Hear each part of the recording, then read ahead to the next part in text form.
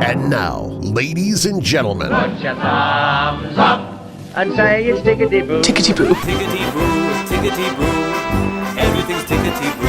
Tickety Boo, son. Tickety Boo. Tickety Boo.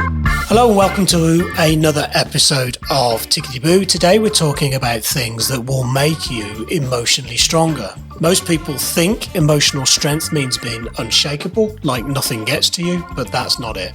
Emotional strength is letting yourself feel without falling apart.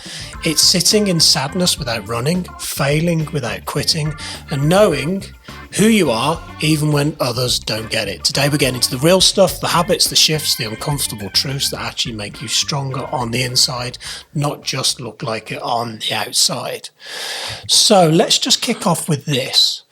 What's something that you used to knock you sideways emotionally, but nowadays you're able to handle it much better? Right. For me, it's been feeling I'm backed into a corner. And when I was younger, I was sort of taught to avoid conflict. So sometimes I get pushed into a point where I get frustrated and then I'm not in a good place to articulate it. And then I get in turmoil, then it explodes out as frustration. Okay. So that's one thing for me. That goes back to when I was a kid. So your fight response tends to come out. Yeah. So I have my younger self that was told to be a good boy and not make a scene, and then I have my sort of angry teenager that jumps up. And funnily enough, we were talking about those three parts in the last episode, weren't we? So Yeah. part of you maybe needs to be looked at. Mine is if I feel like I'm being rejected. Or not rejected. Yeah, rejected, but also not accepted. Left out, left behind. Yeah. That's kind of where that trigger comes from. And I've talked about this before. That comes from people leaving early in life and believing you're not good enough or good things need to be earned or chased. What about you, Iona? Stress and overwhelm, but it's usually about things I actually don't have control over. Technology? Oh, yeah. You know that one. You've had the call. But also it can be, like I'm thinking back to particularly stressful times when I first moved back from America to Scotland. I'm the sole provider for Callum and just trying to do all the things, and I was very much in survival mode as opposed to putting one foot in front of the other. It's like, I have to do this thing, and some slight perfectionism. Plus, everything at that point was the learning curve with technology and reinventing myself again, because I've done it a number of times. The learning curve with the technology, which has become a blessing, but it was incredibly steep, and the amount of overwhelm and stress I would have from that it could almost be debilitating. Okay, so what's different now? How do you recognise, manage, provide, comfort, soothe these things when they come into play? Because I'm pretty sure life leads you down paths where you get activated by these things. Yeah, for me, my personal one's a trigger that hasn't really gone away. And recently, I will admit, I got myself into the situation and it did come out as frustration in a way that doesn't really reflect who I am or I like to behave. So, a bit disappointed with that. But now I know it's coming. I know it's my trigger. So, I learn to deal with it. I try and communicate better. I'll try and communicate before it gets to the point of frustration. So if you could name that part of you that comes out in those situations, what would you label it as? Am I allowed to say dickhead? You just did. Sorry. Yeah, but if you were showing yourself a bit of compassion, what would you label that part as? Well, normally I do label things as frustration, just so as I understand it. That works for me. That's interesting because I've gone in the opposite direction. I've gone vulnerable. I've gone in the opposite. So if you feel vulnerable, attack sometimes is the best form of defence. Yeah. And actually it's sitting in that vulnerability, isn't it? Sometimes of going, it's okay to be vulnerable sometimes. And I can just let this feeling pass. I don't need to act on it. So, well, it's sitting in that Yeah. like allowing Yeah. yourself to Yeah. not feel safe, because as you've shared previously, yours comes from your youth when you were young, and we're like when we're young, we're looking to be safe, and you weren't safe. So I was seeking safety. My difference is I'd emotionally want to flee or leave, or chase and lean in and fix and repair. Funnily enough, you've got exactly the same kind of issue. It's just that your response is to fight, to retaliate, but fundamentally below the surface, it's two levels of vulnerability. Yeah, definitely. You know, you had to learn to fight from an early age because you were vulnerable. You were placed in situations where you had no choice. But now you have choice. Yes. But that younger part of you, that little child we've been talking about in other episodes, doesn't always quite get on board with that, does it? yeah. And mine being like the stress and overwhelm, particularly when it's technology, that's actually about perfectionism. Okay. Because like you can't reason with the computer that's won't do the thing you want it to do, and you can't bash it with with a hammer. So it's for me it's been the letting go of perfectionism. So where did that come from? That would have come from like early years and then into teens. So as a way of, I guess, just trying to get it right. But also I was the big sister. Well, I still am the big sister, but yeah. So it was taking care of my brother. Like it was stepping in. So it was trying to control maybe not the best environments, and it's the biggest trigger for me now is the technology, because I have no control of that. But now I recognise that. So when things like that are going wrong, like I know to get up and go outside. I know that if I'm doing something that I never thought I'd be able to do, like update my own website, it's like I can do it now. That's so empowering. Remember when we each had when I got my first website, I was paying somebody else to maintain it because I didn't think I could. Turns out I can, and I am. So that's been like, I've done this before, I've learned this before. So looking at where I have achieved and going, okay, I can learn this, or if not, I can ask for help. Well, yeah, I was just going to jump in there and say, is this part of you needing to be able to let go of being good at everything? Oh, yeah. Yeah, and I'm a Virgo, so we're always, if you want to get in that way. Yeah, it is. And it's really, I was going to nearly swore, it's really empowering to actually learn to do the things I couldn't do like 6 years ago or 10 years ago. Say, I can do it. I maybe don't do it very well, but I have an understanding, and then I can get someone else to finish it off. Or so that's empowering. So I have taken the power as opposed to giving it away and thinking I can't do this by myself. How much time and energy do you guys think you've consumed, wasted, ended up frustrating yourself trying to be good at something that you're not really that good at? But rather than admitting, I don't want to use the word defeat, you just, through sheer ignorance, and keep ploughing forwards. Well, I think this is, we've talked a lot about values and where else, and the strengths of our values, and I shared that last week. It's looking at what we are good at and what our values naturally resonate with. So we know I'm not great at technology. We know I'm not great at some of the structural organizational skills. And now that I know that, now that I've done some of these evaluations, like, that's not my strength. So I'm not going to beat myself up over that. Can I learn it a little bit? Like accounting's another one I'm not great at. I get someone else to do that. Well, that's where I was kind of hoping you would go. Delegate. Because is it not a case of you actually allow yourself to become emotionally stronger by being able to ask for help? Yeah, definitely. We'll recognise our strengths and weaknesses. Absolutely. Yeah. I don't like to think of them as weaknesses. We recognise our strengths, and those things we're not quite as able-bodied at. We play to our strengths. Well, we can't be good at everything. Well, did you just roll your eyes? No, I never roll my eyes. I get it.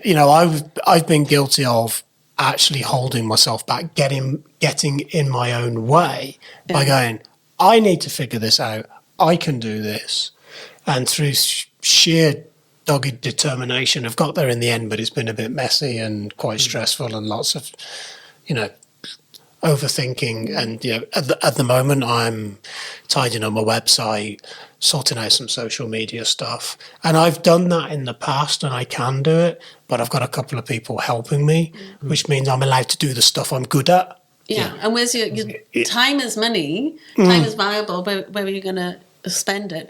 But it's also in the just allowing and stepping into those things that we can do and not beating ourselves up through the process. There is that, and also the things I'm not very good at, I don't really enjoy. Yeah. So I'd rather give them to somebody that enjoys them. I just that's very true for me. Yeah. I think the thing is,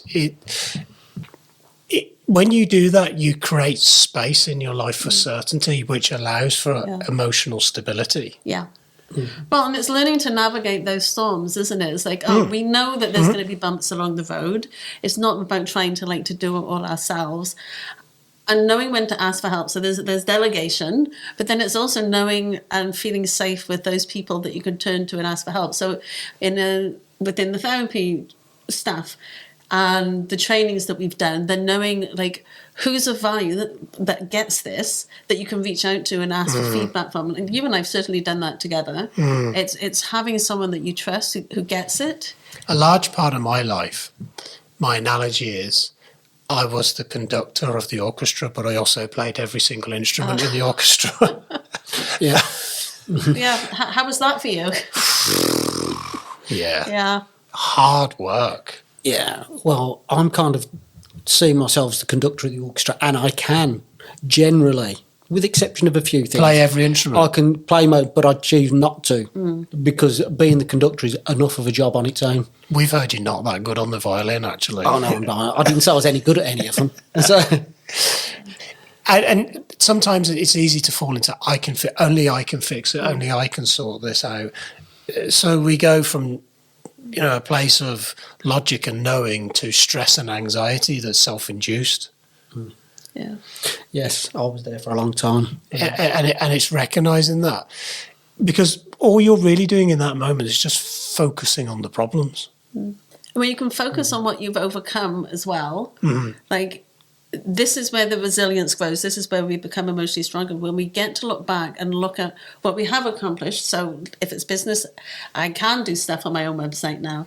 If it's in relationship, like the relationships you've chosen to walk away from, like nothing we've done so far has killed us. Like we're here, we've survived, we can get through this. And so it's recognizing that, so that becomes the muscle. Subconsciously, it's like, I've been through hard stuff before, I can get through this too. So whether it's personally or professionally, like delegating, asking for support, and also de-stressing, so working on our nervous system.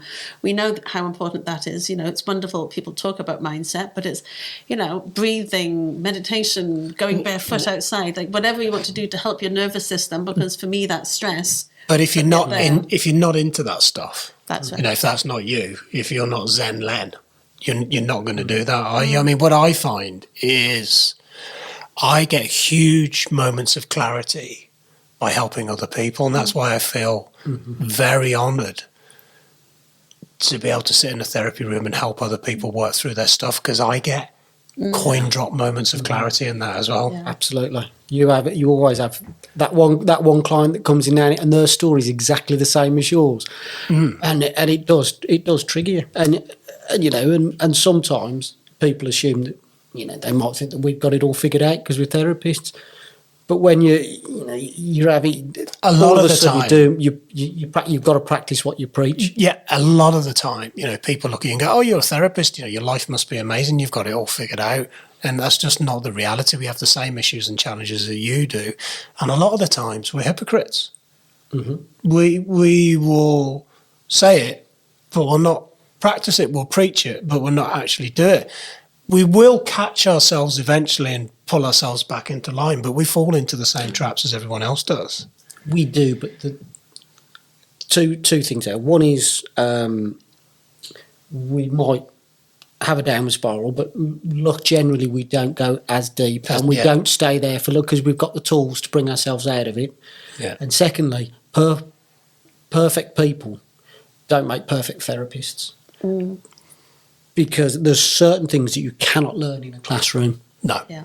Empathy, is one of them. Understanding, having somebody that's explaining something, you can actually feel it, you can understand it. Well, how can somebody help you figure something out that's never stood in it, felt it, been in it?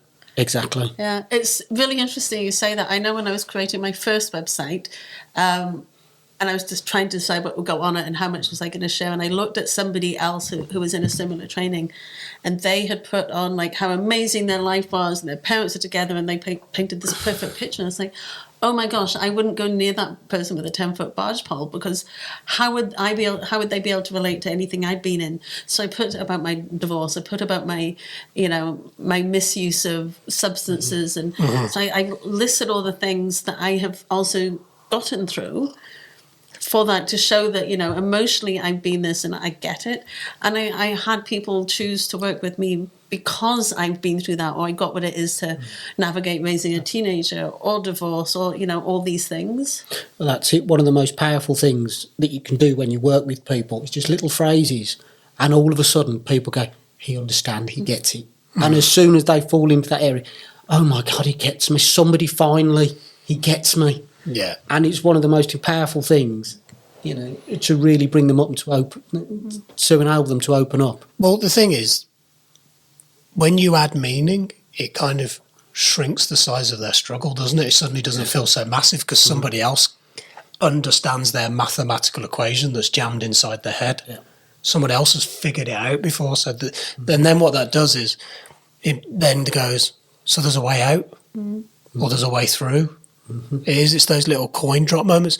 Do you think that we're fortunate with age comes a bit of wisdom? Yes. Yes. Oh, yes. Yeah, I mean, it's very easy for us to go, blah, blah, this and blah, blah, that and all the rest of it. Generally, we're saying a lot of that stuff because we've actually got it completely and utterly wrong. Yes. I mean, like, if me and you tried to do this podcast when we were 16, it would have been rubbish. Yeah. Well, we'd have had nothing of value to say. No. Well, that's us assuming that we are adding value, right? Big assumption. But yeah, I think, wisdom comes with self-reflection. Yeah. And experience and navigating those choppy waters. Failures. Yeah. Yeah, you learn more in failure than you do in success. You totally do. In fact, there's so many hidden gems in failure, isn't there? Yeah. Well, as we say in one of the presuppositions of NLP, there's no such thing as failure, there's just feedback. Well, and it also depends on what you take from that. So I'm thinking of the fact that I've had a lot of death in my life. Now, some people have contacted me and said, oh my gosh, I can't believe you're still standing, you're still getting on through this. But taking and learning with each experience, you get to see the lessons and the value, and so you can choose to have it mean something. So you get to rise and navigate through these difficult times. And I think that's where the emotional growth and the resilience comes from. So it's not about battling it. It's like, oh God, there's another one. And it's like my dad dying, 2 months ago. It's like, oh no, like that's three members of my family gone in quite a short amount of time. But it's like, and I'm okay, and I've got an amazing relationship with the brother that I still have. And, there's so much value in self-compassion and compassion for others, and also compassion to see not everybody else is navigating some of these deaths as well. Well, that compassion's going to give you the fuel to keep going, isn't it? Yeah. If you get up inside your head and you're really nasty to yourself, that's going to make it all feel a lot heavier and a lot harder to keep moving forwards. And it's the gratitude, which we've talked about a number of episodes, being grateful for what we've been through. Like gratitude is it's the biggest fertilizer for, growing emotionally and having a life that you can navigate. Do you feel that you can be grateful for some of the failures that you've had in your life? Yep. I can. Every single one. Because when you sort of stop taking it so personally and view them as a teacher, Yeah. mistakes hold so much value. And I refer back to, it goes back to where I actually lost a lot of money and I wasn't very good with it at the time, but the guy that took me, he'd put a social media post out and it had said, this is life preparing you to be the person that you said you wanted to be. And that has stuck with me always. And then that was when I started learning to chuck the victim mentality out and start to reflect and learn. And ultimately, I was taking for a bit of cash, but I learnt my lessons early before that was a big sum of cash later on. Well, and it's So there's the switching it positive. from this is happening to me to this is happening for me. Yes. And it won't happen again. Well, not in the same way. Well, I'll touch wood. You've learned a lesson around it. Yeah, I wouldn't say it never happen again, but I'm a lot more aware. Yeah. My awareness. So in some kind of ways that needed to happen. Absolutely. Yeah, Definitely. not necessarily in that way. Okay. So as we go on this journey of getting emotionally stronger, I'm pretty sure all of us at some point would have having to forgiven ourselves for things in our pasts in order to do that. Can you reflect upon moments in your life where you've had to do that? Yeah, so many things I've forgiven. And I'm not saying that to go, oh, look at me, I've forgiven all these things. It's the journey I've been on. So how I mistreated my body when I was a teenager with the, eating disorders and the misuse of substances, knowing that that's part of my journey and the experience it's given me, and I've learned so much, so forgiving myself for that. The relationship with my father, I have worked through not speaking to him. I've navigated it. I don't have any guilt around the fact that I didn't speak to him for 14 years. Even, we had a couple of good years after that, and then we were, it's difficult again, but it's all a part of the human experience. So, for me, forgiveness is just, ongoing because there is no regret. Could I have done things differently sometimes? Yes. Could I have made different choices? Yes. But if I can't forgive myself, Yeah. What about you, Ian? I've definitely had to forgive myself. There's a few things that have sort of weighed at the back of my head, and you have those moments of, when you suddenly think about it. But on the whole, I've got to say, nearly all the mistakes I made were never made with malice or with they were Best intentions. Well, maybe, but generally yes. Not always, but never with absolute malice or with an intention to hurt. But now I understand, as I grow, I understand that the things I did or may have said were based on the information that I had at the time. They're not decisions. So now I've started to understand. I'd look back and cringe. But today's version of me would look back and cringe at the version of me that was 20 years ago. Now I've got the understanding that I'm a different person, and I was basing those decisions on the information I had at the time and who you were, and who I was, the stuff you hadn't processed with, and But that's going to involve reflection, isn't it? Yes.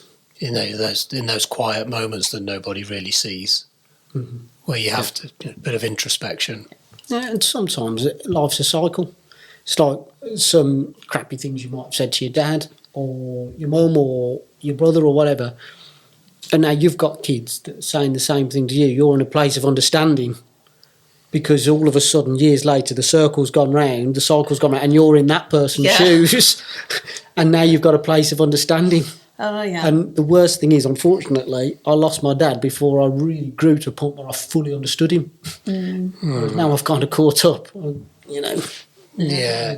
So does that involve you having to sit with your feelings over it all? Yeah. And be compassionate, and also know that it's not a weakness. Sitting with our feelings, it's to have compassion for ourselves and the situation we're in. So for me being very disrespectful to my own body, to forgiving and the lessons I have from that, and I understand I understand the complication of unpacking that for some people who are going through it or have been through it or maybe have somebody going through it in their life. And then also the relationship with my father, sitting with that, and my gosh, I talk about an angry teenager, but that's where a lot of my work has come from, my understanding of that. So feeling the feelings and being okay with it.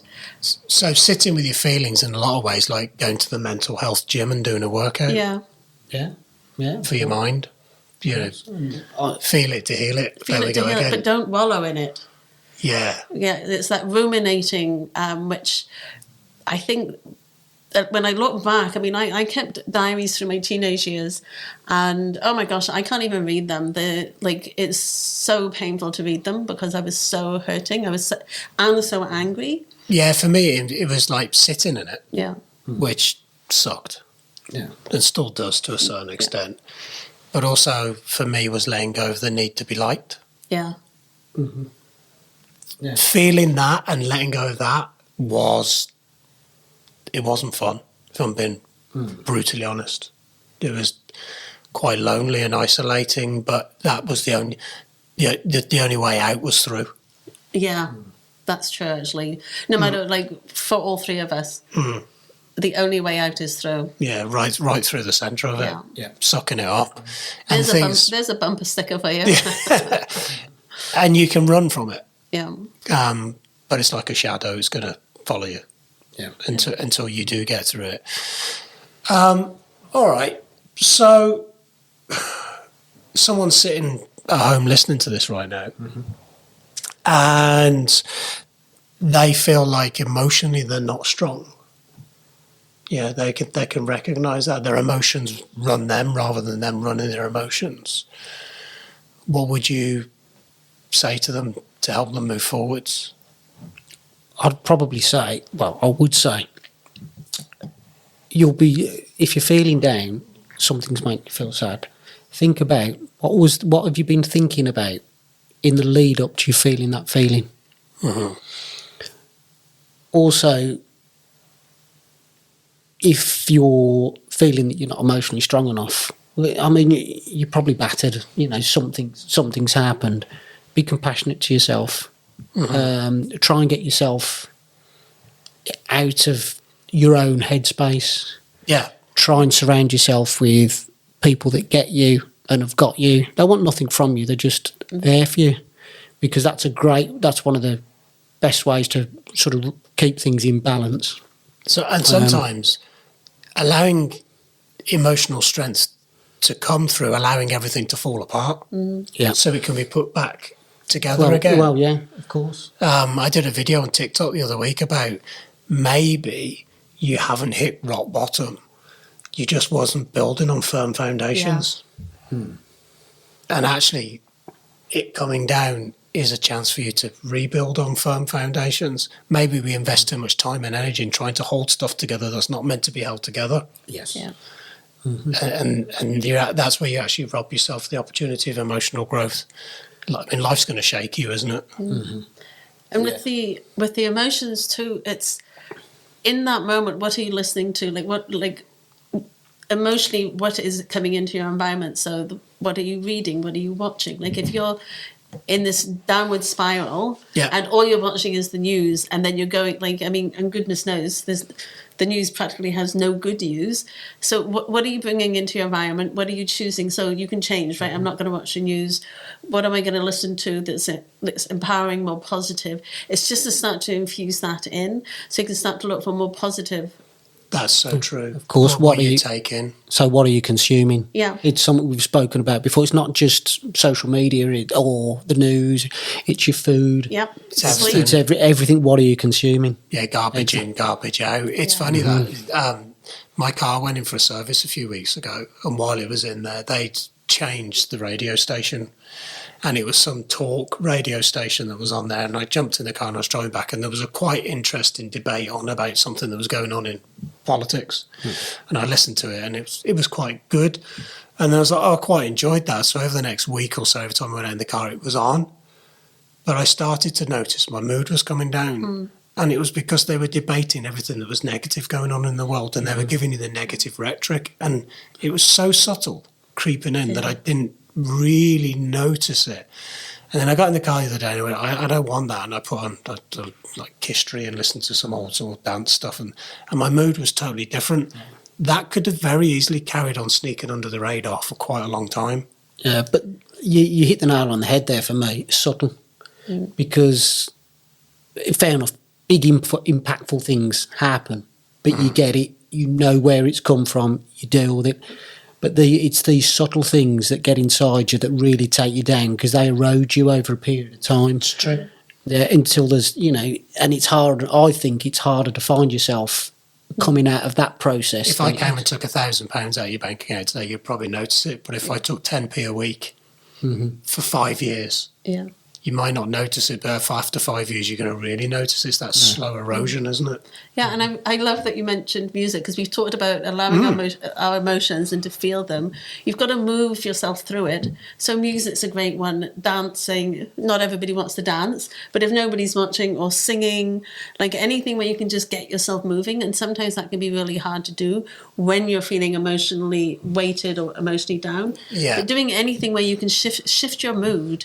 I think laughter for me is a big one. Laughter's huge. Socially, we were out the other weekend with a group of us that have known each other forever, and you're just talking utter nonsense, but having a good chuckle and just tuning out from life for a bit. Belly laughs. Belly laughs, and just forgetting about everything that's going on in your day to day. That's it. My dad used to call it washing your brain, Yeah. where you don't realise that you're doing it, but half an hour later, you realise you've been totally shut off. And you feel It's a fresh for tonic. it. Yeah, Yeah, it is. It is so good for you. Yeah. Yeah, I think bolstering your emotions, understanding, respecting your emotions, and not running away from your emotions is like going and finding a PT saying I want to get fitter, and they give you a program in the gym and you follow it, rather than going, I know the PT's giving me a program, but I quite like walking on the treadmill. Yeah, because it's easy. agreed. But again, we're looking at leaning back into your beliefs there. Again, leaning into challenging what it is you're thinking and knowing where it's coming from, because part of emotional strength and resilience, it's your values. They give you something to live by. They give you a standard, a compass. Yeah. So by challenging these beliefs that you've got, some are limiting, some have been put into you by your parents or people around you, people at work, and it's whether or not they're really yours. And then what happens is, then you start to learn who you are, what's important to you, what your values are, and then how we feel, in my eyes, is based on our own perception of ourselves. Do you know, that is such a sad but true reality of self-perception. I had a client in the other day who came in. They'd been to see another therapist. It worked great for a period of time, and then came to see me for exactly the same issue. And within 10 minutes of talking to her, the issue wasn't the issue. I could see what the issue was, and I tried to pull her into the conversation, the issue, and she worked hard to pull me away. And I said, we can do the session on this, but that's not the real issue, don't you? She's like, yeah. So I did the session, and she got up and she went, that was fantastic, thank you very much. I'll be back in a couple of months for a top-up. And I went, but you do know you needing to come back from a top-up is because we aren't dealing with issue. Yeah, that's what I do. Off they went. And it is that the way that they look at themselves and how they self-identify and who they are, and just constantly conforming. And really what they're doing is running from what they really need to look at. Mm-hmm. It's okay to be afraid and but when it really struck a chord with me, she says, I'll be back for a top-up. And I know what she'll actually do. She'll go and find another therapist to give her a top-up because she doesn't want the therapist going, you're not looking at the right issue here. You're not you're not doing the work. You're running away from doing the work. Yeah, but that's the difference between genuine self-perception and this. I'm trying to think. This identity that you develop for yourself based on what you think, where you feel you're going to get your external validation from. So an example of it was there was a guy in Brum. A guy called Big Baz, and he was something like 40 stone. He was big. He'd go out and he was all in the papers. I'll drink 27 pints and 9 curries, and then he decided to change and lose weight. And then all of a sudden he was just a big guy, but he'd lost his identity as Big Baz, and he actually preferred to be Big Baz because he was somebody. He felt that he was somebody to them because that's what they wanted to be. People get put into witness protection can't live with their new identity, and even going back to their old identity will put them back into danger and potentially could end their lives. They go back to their old identity because they understand it. It's bizarre what we do as humans, isn't it? But if you don't work on your emotions, they will work on you. Yeah. Yes. And they'll dictate the quality of your life. And I think that something else I just want to add as well is when we're in that downward spiral and when we're working on our emotions, it's so great if we've talked about it before, looking back at what we've learned from some of the things we've been through, but also it's about looking at what we've achieved, what you've done, because there have been moments, because I remember one of my, like back in my early days with a therapy client, actually, we were trying to talk into when she'd been happy. She said, "Oh, I've never been happy." And it was like, so I was like, okay, so we just kind of worked our way back and she relaxed into it. And then she suddenly found all these pockets and moments of time. And she was like, oh, I have been happy. I do know what happiness is. She honestly didn't think she knew what happiness was, but it was the perception. So it was just by looking at where she's been happy, where things have been good, what she's achieved. And literally one of the things I distinctly remember her saying, I think she remembered spinning in circles and how good that felt. And so you don't know where it's going to be, like just like free write, like really explore. And I mean, it was a really beautiful moment where she got to realize she did know what happiness is and she does know how to be happy. But a lot, it's like self-affirmation. Yeah.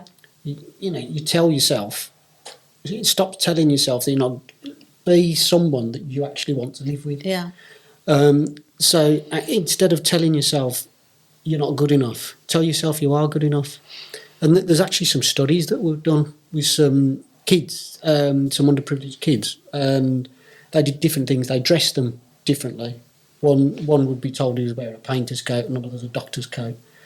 And then they'd be told to say different things to themselves. And this self-talk could actually affect how they performed in the exams. Oh, yeah, absolutely. It would actually change their performance and their outcome based on... It's a terrible phrase, but the phrase fake it till you make it.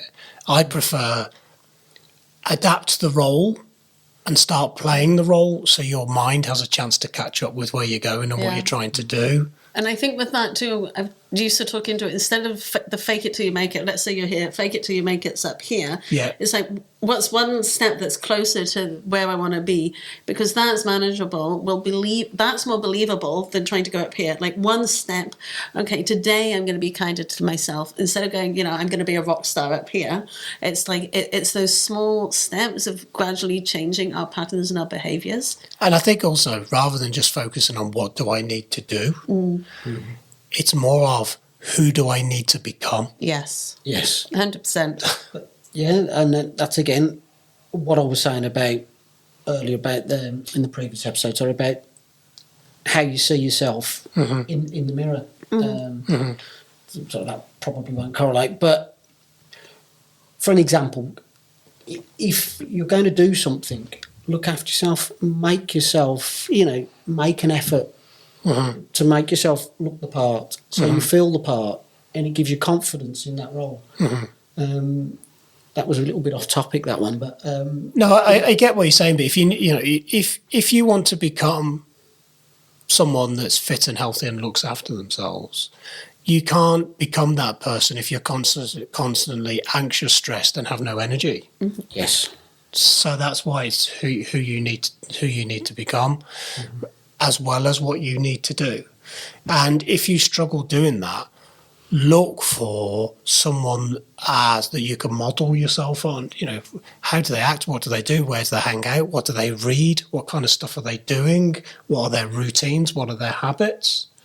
And look at those, because there's clues. Success leaves clues. Yeah.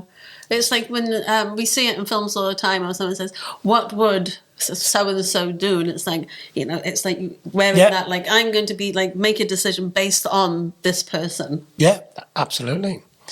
Well, I think that was a really interesting chat. And I think, one of the best gifts that you can give yourself is becoming emotionally stronger. Hope this episode has resonated with you. As always, give us a click, follow us, click the bell icon. And we very much look forward to talking to you in the next episode of Tickety Boo.